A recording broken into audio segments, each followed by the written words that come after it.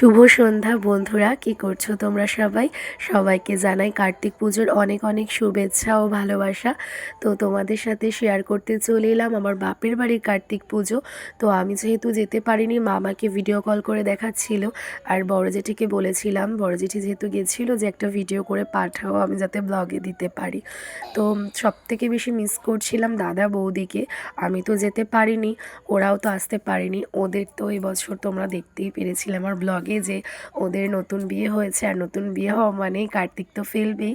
তো দাদার বন্ধুরা সবাই মিলে কাল রাতে কার্তিক ফেলে গেছিলো। তো দেখো, মায়ের নাতিকে সুন্দর করে সাজিয়ে গুছিয়ে নিজের হাতে যত্ন সহকারে পুজো দিয়েছে।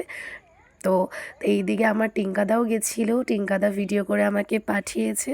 তো দেখো বন্ধুরা, আর তোমাদের কার কার বাড়িতে কটা কার্তিক পড়লো আমাকে কিন্তু অবশ্যই কমেন্ট সেকশানে জানিও। তো তারপরে দেখো, আমাদের আরেকটা জায়গায় ইনভাইট ছিল আমার শ্বশুর বাড়ির পাড়াতে। তো সেখানেই চলে গেছিলাম আমি আর আমার ননদিনী আর আমার সোনা বাবা। ওখান থেকে প্রসাদ নিয়ে সোজা রওনা দিয়েছি বাড়ি যাওয়ার উদ্দেশ্যে। তো দেখো, বাড়িতেও চলে এসেছি। বাড়িতে আসার পরে দেখছি যে বাড়ি থেকে কত প্রসাদ দিয়ে গেছে, যেহেতু ঘরে ঘরে কার্তিক পুজো হয়েছে। আর এই দিকে আমার কার্তিক ঠাকুর কার্তিক পুজোর প্রসাদ খাচ্ছে।